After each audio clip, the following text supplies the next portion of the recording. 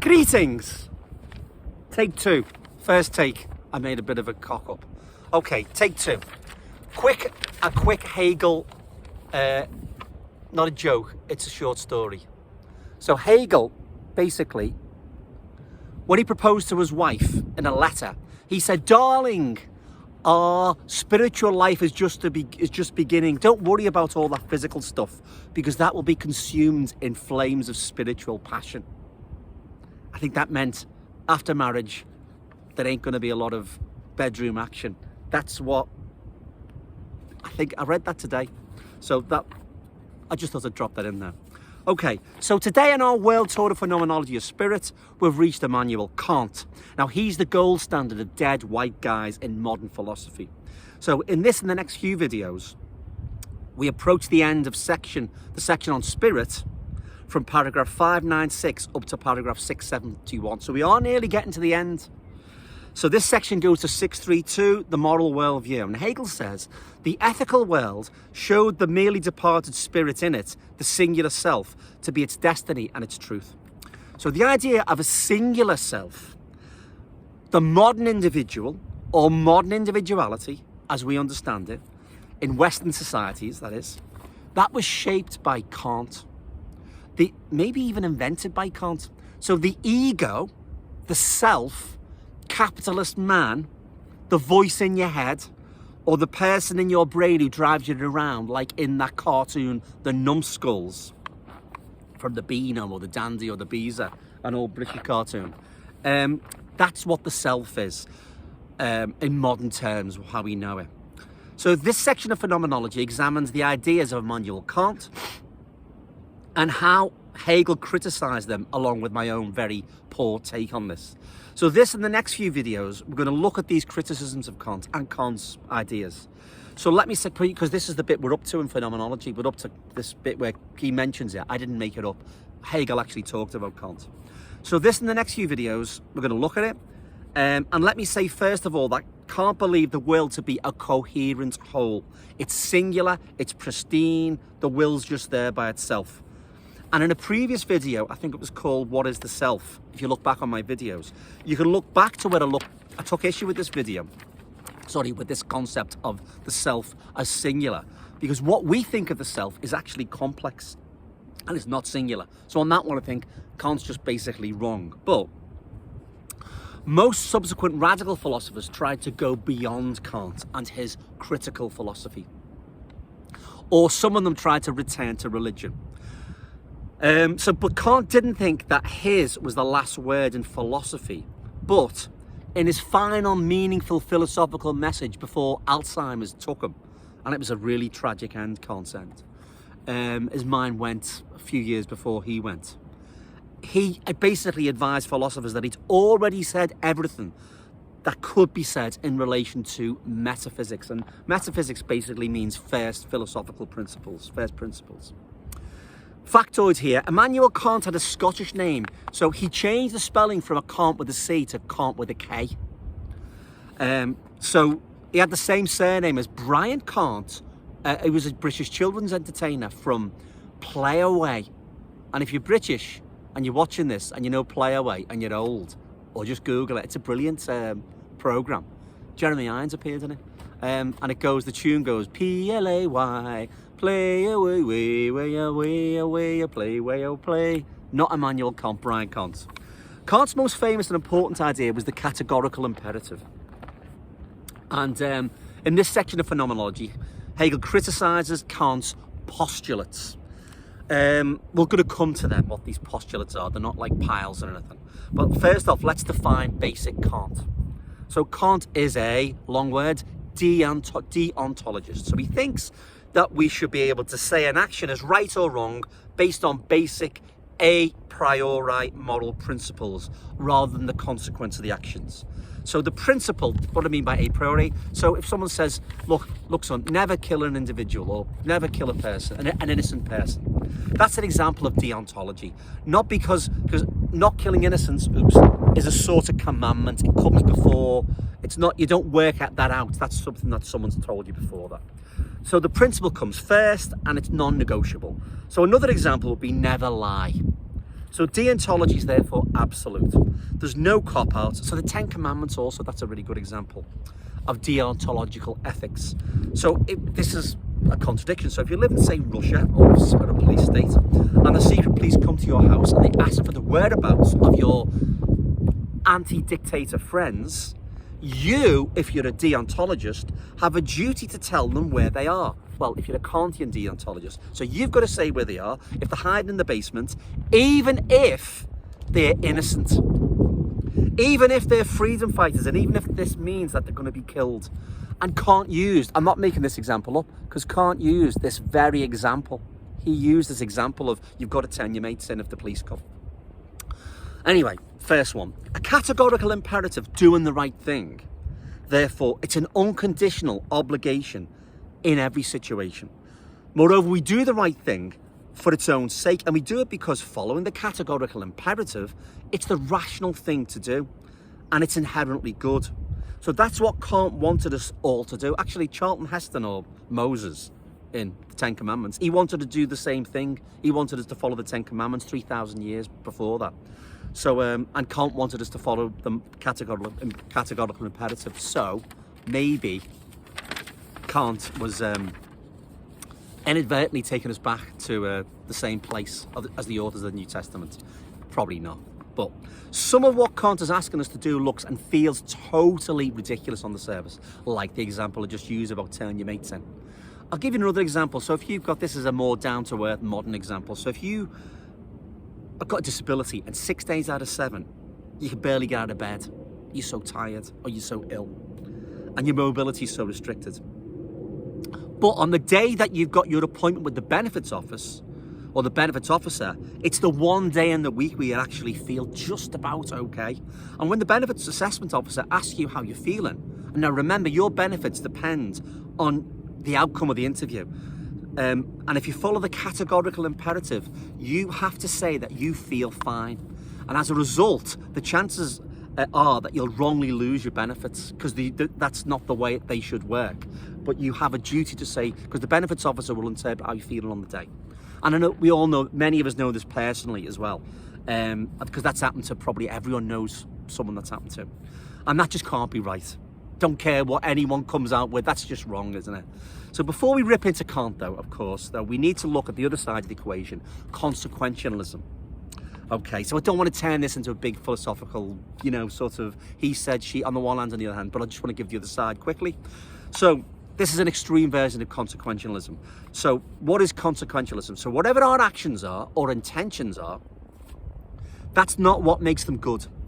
So we've got to look at the consequences of our actions. So let's take Tony Blair, the war in Iraq, and let's assume that Blair wasn't bullshitting us. And let's assume he wasn't a megalomaniac and he wasn't a liar. And let's assume that we can take at face value what he said. It's a big if. I know it's a big if. But bear with me. So he said that he truly believed that Saddam Hussein had weapons of mass destruction and he was going to use them. I think he probably kidded himself. He actually believed it himself. I don't think he invented it. I think maybe he wanted to believe it, but that's what his true beliefs were.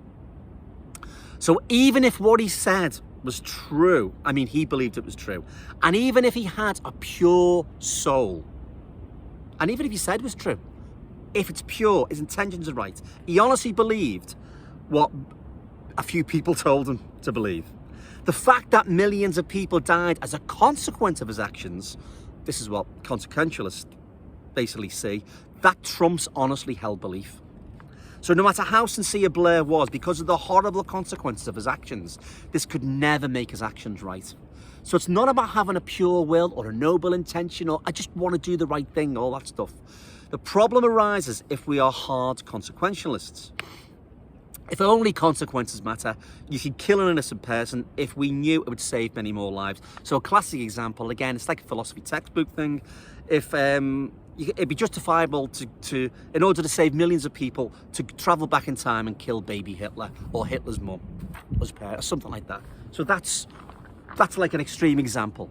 And some of these are kind of not really realistic examples, but basically don't through just having a noble will or noble pure will is not. That's where consequentialists have an edge, But on the other hand, there's this other factor. Okay, so back to Kant and back to the main argument. So the categorical imperative, as I said, it's absolute. So it's an obligation, no negotiation, we've got to obey in all circumstances, and it's an end in itself. Act according to the principle that whatever your action is, it should be applied to others, so it should become a universal law. That's the principle. If an action is good enough for me, it's got to be good enough for others. We should treat others not merely as a means to an end, but as an end in themselves. That's the principle, and I think most of us agree basically with this sort of stuff. So despite the contradictions around the secret police and benefits, is there anything else that we can salvage from the categorical imperative in Kant? So let's be honest with you, most people, decent people I know, are a bit Kantian, and whether they like it or not. And I think probably I was for most of my life, and probably still am largely. I've been a bit of a Kant because I've done things out of a sense of duty, what I've considered to be the right thing, even if at times it came as a loss to myself, quite a big cost to myself.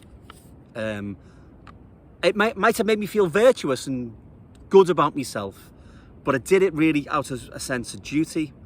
And we all know people, and a lot of us probably watching this, are this kind of people who've stuck their neck out in key moments on behalf of this Kantian sense of duty. I don't mean necessarily you subscribe to, you might have never read a word of Kant, but that idea of a sense of duty and doing it as anyway, that's a modern thought though. But a lot of people don't do it, do they? A lot of people remain silent, and when the boss comes and says do this and it's wrong, and a few people stand up, and that costs you. So that's what I mean when I say about there's a lot of Kant in all of us. Okay, for Kant, therefore, there's got to be nothing higher than a good will or a good intention, a Tony Blair intention. But there are other problems with a good will that I'm going to come to later, but let's look at a Latin phrase, summum bonum, the highest good. How can we be rewarded for our good deeds? Now, remember what I just said. People like me, up to now, generally, and people who are a bit like goody two-shoes, we've routinely taken a hit for standing with people and not knocking on under.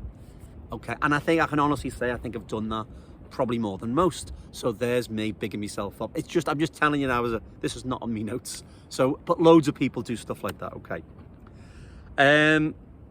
If we're principled and do good deeds, then in some way it seems only right and proper that, and just, by the way, that we should be rewarded. We don't do it for rewards, but there's got to be a link, hasn't there, between the two? It seems unnatural for there not to be a link. But I mean, we all know that's strictly Hollywood, isn't it? That's the movies. Hardly ever happens. And why is it the reality that, the opposite happens, doesn't it? That bad people, egotists, narcissists, vile people, routinely don't suffer for their actions and have a good life. And finally, importantly for this section of phenomenology, we've got the three postulates. As I said, it's not a disease. Postulates are assumptions you need for reasoning about ethics and morality, according to Kant. So Kant's three postulates are assumptions, are God, immortality, an afterlife, and free will. Okay, so for Kant, there's got to be a God and an afterlife for morality to mean anything, because if there's going to be justice in the world, and we can't get it in this life, Kant postulates an afterlife where just actions can be rewarded, and we can continue on our endless moral journey towards ethical perfection. I mean, that sounds crazy, doesn't it? But anyway, that's one of the postulates. Hegel, paragraph 622, says, moral self-consciousness proposes its purpose as pure, as independent of inclinations and impulses, so that the purposes eliminated within itself the purposes of sensibility. So Hegel's taken issue with Kant's concept of a pure, noble, moral self-consciousness, reason uncontaminated by physical desire, and that what I ought to do when I reason things out should be independent from my physical nature. So for Kant, there are two inescapable things about us as humans. So there are two things that make us do stuff, two things that make us do actions: get out of bed, make a cup of coffee, help an old person across the road. There is desire and there's reason. And both of these are causes for us to take action. So we desire something. And when we get that desire, we will at least for a moment achieve happiness. Okay, desire leads to happiness. So going for a walk, having a pint in the pub, going on holiday to Turkey or some other exotic place, eating a deep fried Mars bar. Our desires tell us to take action, book a flight, go to the pub, go to Chippy to achieve happiness. On the other hand, the aim of reason is virtue. Yeah? Ah. Okay, so being good by following the moral law, that's what virtue is. So you help the old person across the street because it's the right and virtuous thing to do. For Kant, therefore, we've got these divided natures. So desire appears according to the natural law, the law of physics and biology, but we've got to keep our desires under control. As Thomas Hobbes said, there's no such thing as perpetual tranquility of the mind while we live here, because life itself is but motion and can never be without desire. So we become managers of our desires or jugglers of our desires. We learn how to redirect or suppress desires to suit our goals. And we discover that a lot of the time we need to adjust or attune our happiness in line with the happiness of others. Okay, so if we were able to totally remove our inclinations, or if we could perfectly harmonize them with reason, there'd be no morality at all, because morality is essentially the struggle,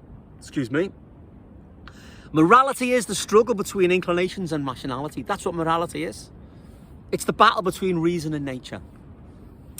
We're going to come back to this, but indulge me and let's jump forward a bit to paragraph 649 and Hegel's discussion about evil, because I'm into evil. The last few weeks I've been thinking about it.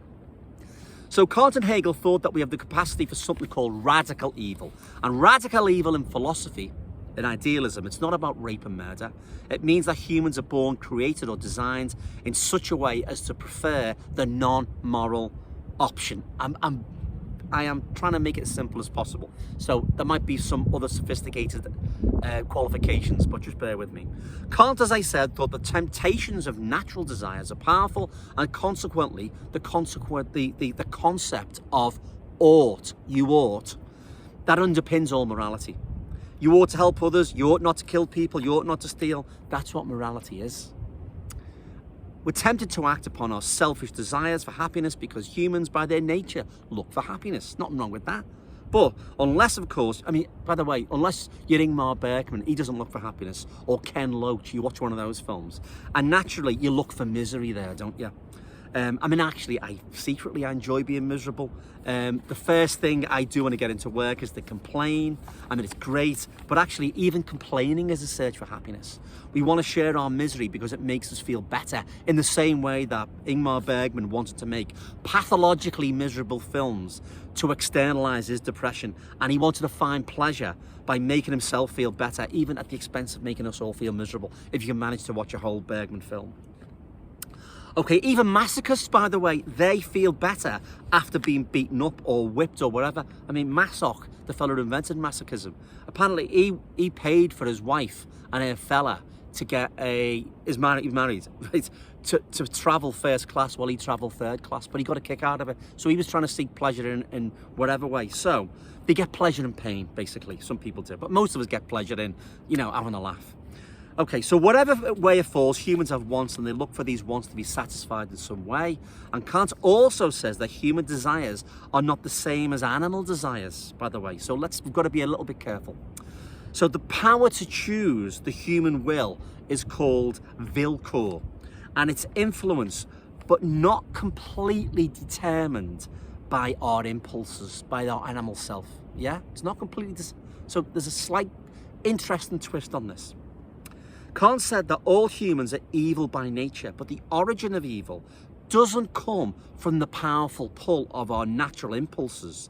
Instead, it is, according to him, an invisible enemy one who hides behind reason, and hence is all the more dangerous. He said, genuine evil consists in our will not to resist the inclinations when they invite transgression. So it's not nature that's evil, but the will. When we go, okay, yeah, let's just do it. So let's take torture as a supremely human example. It's a really bad example because it's not about torture. The It's a different thing. I'm just going to use it. Not murder. Murder, animals routinely kill and inflict pain on one another. But torture seems to be a uniquely human speciality. I mean, there are examples of cats and dolphins playing with their prey. But leaving aside these exceptions, basically humans get pleasure from, not humans, some humans get pleasure from protracted suffering. And this doesn't seem to be a simple natural desire. That's what I'm trying to say. It's not nature saying, I want to do it. It's about resisting that ability to look on that urge, okay? And probably torture, by the way, it's probably a bad example. Okay, but nature didn't design us to enjoy suffering. There seems to be something in the will, something difficult to put your finger on behind this very human activity, this horrible activity. So I would suggest that there's nearly as much torture going on in the world today than has ever happened at any time in human history, and maybe more. Torture, as I said, it's not the same as radical evil. The idea of radical evil is basically the power of the human to choose. That's for Kant and Hegel. So that's what I mean about should I say yes, should I say no? That's the key thing. On the other side of the argument, there are those from Rousseau onwards through Marx who say that non-moral reasons like social conditions or lack of knowledge are what causes basically most flaws, the basic flaws in human beings. And these have little or nothing to do with evil. So also the idea of this singular decision-making self that does good or evil, that's kind of like a gross simplification of how we actually make decisions. Nevertheless, Kant offers us an optimistic, this is a quote, an optimistic prospect of endless progress towards complete uniformity with the moral law. But as the postulates point out, unfortunately, we need eternal life to complete the journey along with the help of God, because, you know, and everyone in this video, I don't care, you're always going to give in to something bad, aren't you? It doesn't have to be really evil. Not torturing someone, but you're going to give in to something bad, aren't you? Kierkegaard also was big on sin and guilt. So he's got a similar approach to Kant, where he said that sin, it's not the turbulence of the flesh and blood, but the spirit's consent to it. So it's a spiritual thing in a sense. Sin is spiritual. That's what the radical evil is. So the philosopher Claudia Card argues, there's a long book, I'm just paraphrasing massively, as Hegel does in paragraph 596, which I quoted at the start. He says, the ethical world showed the merely departed spirit in it, the singular self to be its destiny and its truth. She said that Kant's conception of the will, it's just too black and white. The human will isn't united, it's not constant in its decision-making as Kant thought it was, and our behaviour is frequently contradictory. Card also maintains that not all moral wrongs are evils. So if you pinch one of your sweets from you've got a kid, right? He's 6 years old. You pinch a little mini flake from his selection box. Now, that's a wrong, technically, according to the categorical imperative, because you've lied and you've done something bad, you've stolen. It's not the same as murder, is it? It's just nowhere near the same. So there's a whole graduate. You can't just say everything's white and everything's black. No. So, an evildoer, by the way, isn't necessarily an evil person. Now, this is a bit more complicated here because we've just seen the post office scandal, haven't we? And the post office scandal, we saw that people were doing evil things, trying to convict people, and they were actually part of this machine. So sometimes you've got to, it's a tough one, this, because sometimes even if you're involved in this machine, we're going to come to it later, even if you're part of a machine, you still can't say no. And if you're a good left-winger, you've said no more than once, okay? So, we can act out of character also. We can say something hurtful out of anger. It's not necessarily a sin. You say, oh, no, don't mean it, do you? So there's a further argument that people who are complicit in an evil system, like the post office system was, or the Nazis, I'm not comparing the two. I'm just saying systemically things bad can happen. But they might not necessarily be evildoers. If they do something, I don't mean they try and wreck someone's life, but if they sign something off and they're not fully in possession of the facts and they just do it because they haven't got all the information, as I said before, you know, like the Marxian view. Anyway, people may lie somewhere between good and evil, is the point I'm trying to make. But Kant really denies the fact that a will can be good or evil. He says, you will, good or bad, end of. Finally, Kant believes that the ultimate ground for the choice between good and evil is inscrutable. Don't know what it is. Our self is the ultimate, according to Kant, the thing in itself. Remember I said the unknowable thing? And we simply can't know it. No matter how great scientists get at sorting out the brain, you know, putting electrodes in your brain and working out what a good person is and what a bad person is, and looking inside your brain. We can even visualize it now. They're never going to get to know this unknowable part of yourself, this irrational decision-making part of yourself. Anyway, we're going to come to this, but to conclude, we're still on the section on spirit. Despite his criticisms, I think Hegel saw himself as a Kantian, but with big, big reservations. And I've tried to illustrate some of these, and we're going to look more next time. And next time might be later on today, depending on the light. Okay, so look at that. See you later.